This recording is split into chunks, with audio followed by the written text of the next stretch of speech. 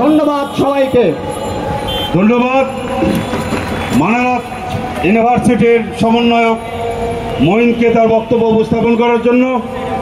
সংগ্রামী বন্ধুরা, আপনারা ভ্রাম্যমাণ সাংস্কৃতিক অনুষ্ঠান উপভোগ করছেন। খুনি হাসিনাকে বাংলাদেশে নিয়ে এসে বিচারের মাধ্যমে ফাঁসির কাজটা ঝুলাতে হবে বন্ধুরা আমার, সংগ্রামী বন্ধুরা আমার।